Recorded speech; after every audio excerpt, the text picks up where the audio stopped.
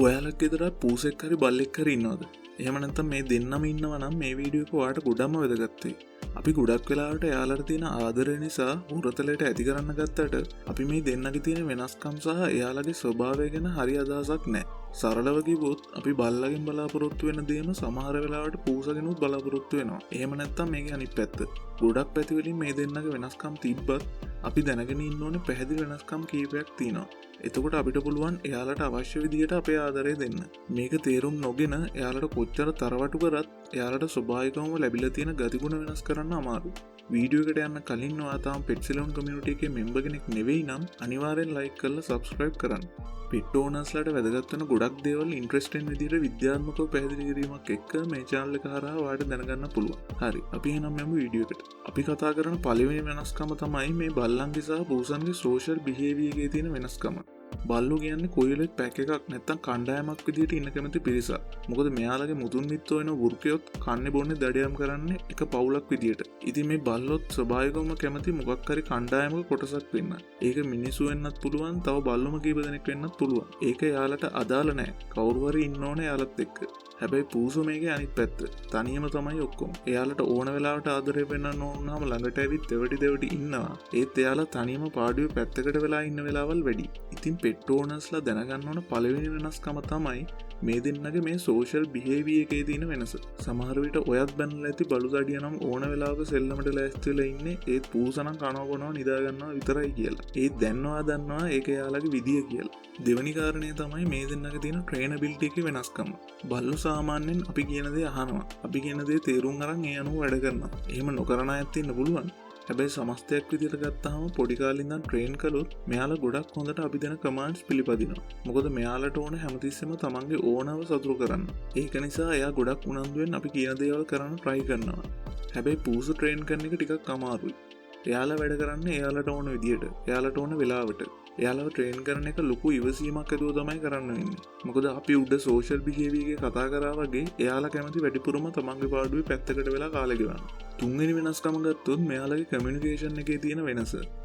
බල්ලෙක් ගත්තොත් නිතරම වගේ එයාලගේ අවශ්‍යතාවය හරි හැඟීම හරි පෙන්වන්න ගොරවනවා, කේන්ද්‍රී ගන්නවා, නැත්තම් බුරනවා. හැබැයි බල්ලන්ට සාපේක්ෂව පූසු වැඩිය සද්ද කරන්නේ නැහැ. එයාලට බඩගිනි වුණාම ළඟට ඇවිල්ලා දෙවටි කෑ ගහනවා මිසක් එයාලගේ තියෙන ඉමෝෂන්ස් වෝකලි එළියට වැඩිය දෙන්නේ නැහැ. එයාලා sannivedanayට ගොඩම පාවිච්චි කරන්නේ බොඩි ලැන්ග්වේජ් එක. ඊළඟ වෙනස්කම තමයි මේ දෙන්නගේ එක්සර්සයිස් නීඩ්ස් වෙනස්. බල්ලන්ට දවස ගානේ සැලකිය යුතු වෙලාවක් ඇවිදින්න නැත්තම් සෙල්ලම් කරන්න අවශ්‍යයි. නිරෝගීව ඉන්න නම්. ඒත් පූසෝ සෙල්ලම් කරත් නැත්තම් වෙන මොකක් හරි කරත් පොඩි වෙලාවකට විතරයි. ඊට පස්සේ යාලට ඕනේ රිලැක්ස් එකේ පැත්තකට වෙලා නිදා ගන්න. ඉතින් පූසන්ට සාපේක්ෂව බල්ලෝ ඇක්ටිව් වෙන්නේ මේක නිසා. සමහර වෙලාවට බැනුම් අහන්නෙත් ගුටි ගන්නෙත් මේක නිසා මිදුල විනාශ කරනවා කියලා. දැන් ඔයාලට තේරෙනවානේ එයාලට නිකන් ඉන්න බෑ. නිකන් ඔහේ දවසම පැත්තකට වෙලා ඉන්නවා නම් ඒක අසනීපයක් වෙන්න පුළුවන්. දැනට අසනීපයක් නැතත් එහෙම දීර්ඝ කාලයක් හිටියොත් අසනීපයක් හැදෙන්නත් බැරි නෑ. බල්ලෙක්ගේ සහ පූසෙක්ගේ දකින්න පුළුවන් තව ප්‍රධාන වෙනස්කමක් තමයි මෙයාලගේ grooming habits වල වෙනස. පිරිසිදුකම පිළිවෙල ගැන කියද්දි මේ තියනවා දන්නවනේ මේ දෙන්නගෙන් කවුද පිරිසිදුවට ඉන්නේ කියලා.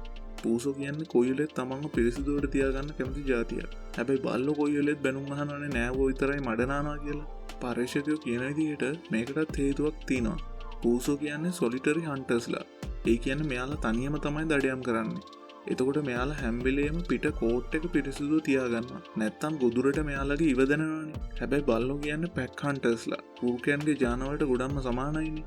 එයාලා වගේම බල්ලෝ දඩයම් කරන්න කැමති කණ්ඩායමක් විදිහට. ඉතින් ඒක නිසා මෙයාලා ලොකුවට එයාලගේ සෙන්ට් එක ගැන කෙයා කරන්නේ නැහැ පූසෝ වගේ. ඒක තමයි බල්ලන්ව මාසෙකට පාරක්වත් නාවන්න වෙන්නේ. හයවෙනි වෙනස්කම් විදිහට අපි කතා කරන්නේ මේ දෙන්නගේ ඩයට් එකේ සහ ඊටින් හැබිට්ස් වල තියෙන වෙනස ගැන. බල්ලෝ සාමාන්‍යයෙන් දෙන ඕන දෙයක් කනවා.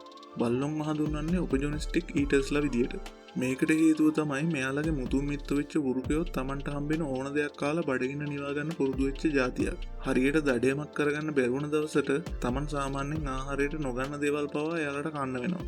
ඉතින් මෙන්න මේ ආభాෂයත් එක්ක වගේම දීර්ඝ කාලයක් මිනිසුන්ගේ යැපිලා තියෙන පුරුද්දත් එක්ක එයාලා පුරුදු වෙලා තියනවා දෙන ඕන දෙයක් කන්න. හැබැයි ඔයාට හිතෙන්න පුළුවන් අපේ එක්කෙනා නම් මස් මාළු නැතුව බත් කන්නේ නැහැ කියලා. ඒක එක බල්ලට ආවේනික ලක්ෂණයක්. අපි මෙතන කතා කරන්නේ පොදුවේ බල්ලන්ගේ eating habits ගැන. අනිත් එක තමයි බේල් තුනම එයාලගේ ළඟට කැම ටික එද්දි එයාලට ලොකු ආහාර රුචියක් නැති වෙන්නත් පුළුවන්. ලොකු බඩගින්නක් දැනෙන තරම් කාලයක් අපි යාලව බඩගින්න තියන්නේ නෑනේ. පූසෝ කියන්නේ ඕක අනිත් පැත්ත. කොච්චර මොනවා හදලා දුන්නත් එයාලගේ ස්ටෑන්ඩඩ් එකට නැත්තම් පොඩ්ඩක් ඉවගල්ලා යනවා යන්න. මෙයාලා තෝරලා බේරලා තමයි කන්නේ. මෙයාලා ගොඩක් වෙලාවට කැමති ෆ්‍රෙෂ් කෑම කන්න. කෑමවල රස්නේ ගිහින් සීතල වුණාම කන ටිකක් අදිමදි කරනවා. හත්වෙනි වෙනස්කම තමයි ස්පේස් රික්වයර්මන්ට් එක. බල්ලෙක්ට ටිකක් ඉඩ තියෙන්න ඕනේ දුවලා කරලා ක්‍රියාශීලී විදිහට ඉන්න. මොකද පූසන්ට වඩා මෙයාලා සෙල්ලම් කරන්න දුවන්න ආසයිනේ. මේක ගොඩක් වැදගත් වෙනවා ලොකු බ්‍රීඩ් එකක බල්ලෙක් නම්, විශේෂයෙන් රොට්වයිලර්, ජර්මන් ෂෙපර්ඩ් වගේ. ඉඩකඩ මදි වුණාම එයාලගේ ක්‍රියාශීලී ගතිය අඩු වෙනවා. එහෙම වුණාම එයාලට සෞඛ්‍ය සම්පන්න වෙන්න අවශ්‍ය එක්සර්සයිස් ටික ලැබෙන්න නැතුව යනවා. මේකෙන් වෙන්නේ එයාලට ලෙඩ රෝග වළඳීමේ අවදානම වැඩි වෙන එක. හැබැයි පූසෝ කැමති පොඩි අහුමුළු වල ඉන්න. සමහර වෙලාවට ඔයාලත් අත්දැකීම් දන්නවා ඇති. මැෂින්, කබඩ්, පොඩි කාඩ්බෝඩ් පෙට්ටිය ඇස්සේ පවා මෙයාලා ගොඩක් වෙලාවට ඉන්නවා. ඒකෙන් එයාලට ආරක්ෂාකාරී කම්ෆර්ටබල් ගතියක් දැනෙන නිසා තමයි එහෙම කරන්නේ. බල්ලන් සහ පූසන් අතර තියෙන තව ප්‍රධාන වෙනස්කමක් තමයි මේ දෙන්නගේ ලයිෆ් ස්පෑන් එක. පූසෝ සාමාන්‍යයෙන් බල්ලන්ට වඩා කල් ජීවත් වෙනවා. සාමාන්‍ය බල්ලෙක්ගේ ජීවිත කාලය අවුරුදු 10ක් 13ක් අතර වගේනේ. රොට්වයිලර් කෙනෙක් වගේ ලොකු බ්‍රීඩ් එකක් ගත්තොත් ඊටත් වඩා ගොඩක් වෙලාවට අඩුයි. සාමාන්‍යයෙන් බල්ලන්ගෙත් ශරීර ප්‍රමාණයෙන් කුඩා බ්‍රීඩ්ස් වල ආයු කාලය ශරීරයෙන් ලොකු බ්‍රීඩ්ස් වලට සාපේක්ෂව වැඩි. හැබැයි පූසෝ සාමාන්‍යයෙන් අවුරුදු 13ත් 20ත් අතර කාලයක් ජීවත් වෙනවා. මේකට එයාලගේ ජාන සංයුතිය වගේම ශරීර ප්‍රමාණය කුඩා වීම, ක්‍රියාශීලී ගතිය අඩු ජීවිතය වගේම එක එක ඉන්ෆෙක්ෂන්ස් වලට නිරාවරණය වීම බල්ලන්ට සාපේක්ෂව අඩුවීමත් බලවන්න පුළුවන්. පූසන්ගේ සහ බල්ලන්ගේ එනර්ජි ලෙවල් වෙනස්. බල්ලෙක්ගේ එනර්ජි ලෙවල් එක පූසෙක්ට වඩා ගොඩක් වැඩි. හැම වෙලේම දුවලා පැනලා සෙල්ලම් කරලා ඉන්නේ මේ නිසා. විශේෂයෙන්ම බලු පැටවුන්ගේ ඇක්ටිව් ගතිය වැඩුණු බල්ලෙක්ටත් වඩා වැඩි. ඒක ඔයාලටත් තේරෙනවා ඇතිනේ. අහුවෙන දේ හප කරලා දානවා, සෙරප්පුවක් කරන් දුවනවා, නැත්තම් මල්ගස් ගලවනවා, කොට්ට මෙට්ට ඉරනවා, වැඩ ගොඩයි. පූසෝ එහෙම නෑ. එකපාර පොඩ්ඩක් දඟලනවා, ඊට පස්සේ කොහේ හරි මුල්ලකට වෙලා නිදා ගන්නවා. මේ දෙන්නගේ 10 වෙනි වෙනස්කම් විදිහට අපි කතා කරන්නේ ලෝයල්ටි and ඉන්ඩිපෙන්ඩන්සි කියන එක ගැන. අපේ බලු සුරතලන් ගොඩක් වෙලාවට හඳුන්වන්නේ ලෝයල්ටි නැත්තම් පක්ෂපාතීත්වයේ සංකේතයක් විදිහටනේ. ඒක නිකන් කියන දේකුත් නෙවෙයි. ඒකට ඕන තරම් සාක්ෂි අතීතය වගේම වර්තමානය වුණත් දැක ගන්න පුළුවන්.